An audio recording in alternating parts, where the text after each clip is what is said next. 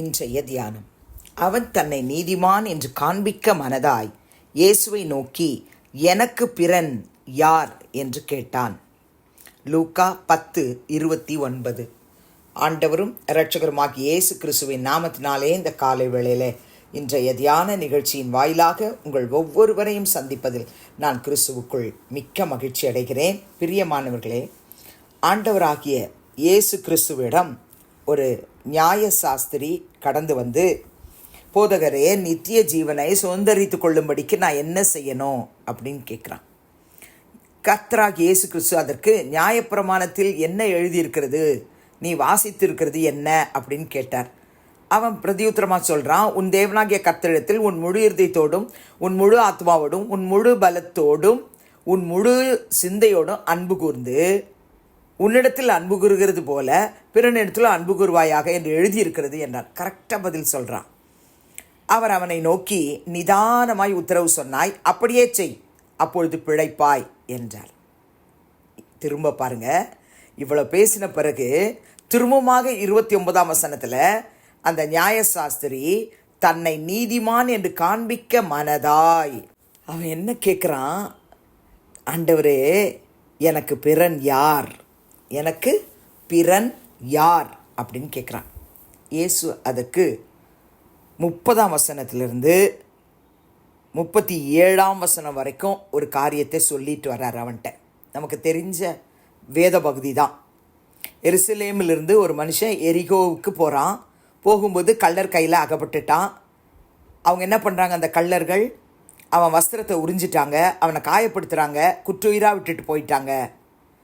அந்த வழியாக தற்செயலாக ஒரு ஆசாரியன் வரான். அவனை பார்க்குறான், கண்டு பக்கமாக விலகி போயிட்டான். அந்தபடியே ஒரு லேவியனும் அந்த இடத்துக்கு வரான். அவனை பார்க்குறான், குற்றுயிராக கிடக்கிறவனை கண்டு பக்கமாக விலகி போயிட்டான். பின்பு அதே வழியாக சமாரியன் ஒருவன் பிரயாணமாய் வருகையில் அவனை கண்டு மனது உருகி கிட்ட வந்து அவனுடைய காயங்களில் எண்ணெயும் திராட்சரசமும் வார்த்து காயங்களை கட்டி அவனை தன் சுய வாகனத்தின் மேல் ஏற்றி சத்திரத்துக்கு கொண்டு போய் அவனை பராமரித்தான். இந்த காரியத்தை சொல்லிட்டு மறுநாளிலே தான் புறப்படும் பொழுது 2 பணத்தை எடுத்து சத்திரத்தான் கையில் கொடுத்து, நீ இவனை விசாரித்துக்கொள், அதிகமாய் ஏதாகிலும் இவனுக்காக செலவழித்தால் நான் திரும்பி வரும்போது அதை உனக்கு தருவேன் என்று கூறுறான். இப்படி இருக்க கள்ளர் கையில் அகப்பட்டவனுக்கு இந்த 3 பேரில், ஆசாரியன், லேவியன், சமாரியன், இந்த 3 பேரில் எவன் பிறனாயிருந்தான் உனக்கு எப்படி தோன்றுகிறதுன்னு அவன் கேள்வி கேட்டான். அந்த நியாயசாஸ்திரி அவன்கிட்ட திரும்ப ஆண்டவராக இயேசு கிறிஸ்து இந்த சம்பவத்தை சொல்லி, இந்த 3 பேரில் எவன் அவனுக்கு பிறனாயிருந்தான் உனக்கு எப்படி தோன்றுகிறது அப்படின்னு கேட்குறார்.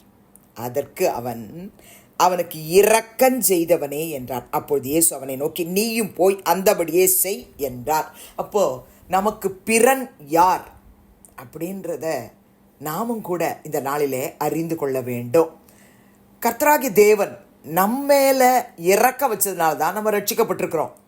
அப்போ நம்ம கூட இருக்கிற மக்கள் மத்தியில், நம்ம எங்கே வாழறோமோ அந்த இடத்துல, எங்கே வேலை செய்கிறோமோ அந்த இடத்துல, நம்ம சொந்த குடும்பத்தில் நாம் இரக்கம் செய்கிறவர்களாக இருப்போமானால், அந்த சாஸ்திரி கேட்டான் இல்லையா, எனக்கு பிறன் யாருன்னு, அந்த கேள்விக்குரிய பதிலை நம்முடைய வாழ்க்கையிலும் ஆண்டவராக இயேசு கிறிஸ்து இன்னைக்கு சொல்கிறாரு. இரக்கம் காட்டு, இரக்கம் செய்தவன் தான் பிறனாக இருக்க முடியும்.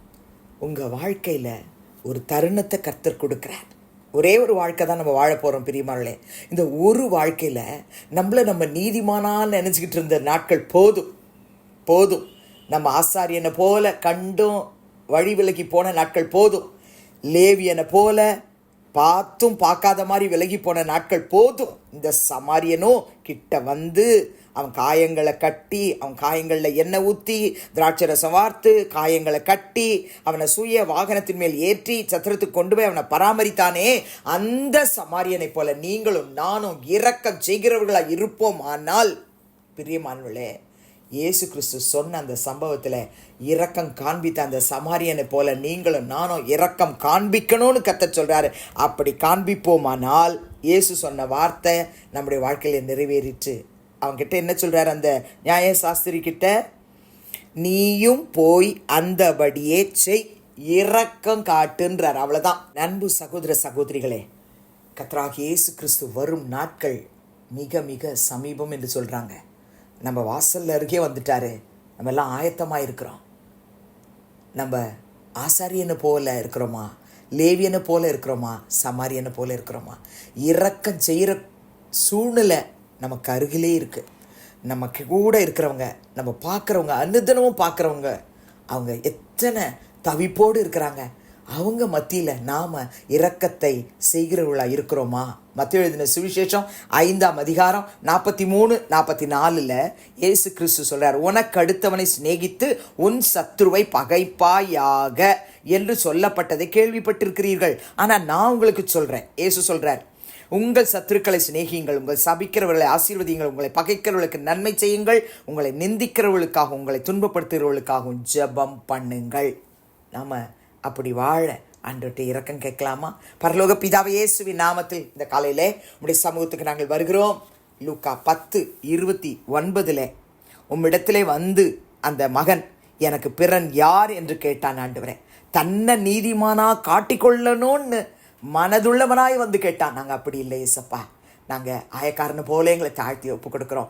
ஆண்டவரே, பாவியாகி எங்கள் மேல் கிருபையாயிரும். ஆண்டவரே, எங்களுக்கு பக்கத்தில், எங்களுக்கு அருகில், எங்கள் கண்ணுக்கு முன்னாடி ஆண்டவரே குற்றூராய் கிடக்கிற அநேகரை நாங்கள் பார்க்குறோம். ஆனால் நாங்கள் ஆசாரியனை போல, ஆண்டவரே லேவியனை போல அநேக முறை வழி விலகி போயிட்டோம். இந்த சமாரியனை போல இரக்கம் காண்பிக்கக்கூடிய ஆண்டவரே உள்ளத்தை எங்கள் ஒவ்வொருவருக்கும் தாருமப்பா, தாருமப்பா, தாருமப்பா. ஆண்டவரே, சத்துருக்களை சிநேகிக்கவும், சபிக்கிறவங்களை ஆசீர்வதிக்கவும், எங்களை பகைக்கிறவர்களுக்கு நன்மை செய்யவும், எங்களை நிந்திக்கிறவர்களுக்காக, எங்களை துன்பப்படுத்துகிறவர்களுக்காக தினந்தோறும் ஜெபம் பண்ணவும், எங்களுக்கு அப்படிப்பட்ட வேதத்தின்படி வாழக்கூடிய கீழ்ப்படிதல் உள்ள இருதயத்தை தந்ததுக்காய் ஸ்தோத்திரம். துதிகன மகிமையை உமக்கு செலுத்துகிறோம் இயேசுவின் நாமத்தில் பிதாவே, ஆமென். கிறிஸ்துவுக்குள் பிரியமானவர்களே, இந்த நாளிலே கர்த்தர் தாமே உங்களோடு கூட இருப்பாராக, உங்களை ஆசீர்வதிப்பாராக, உங்களை நடத்துவாராக. ஆமென்.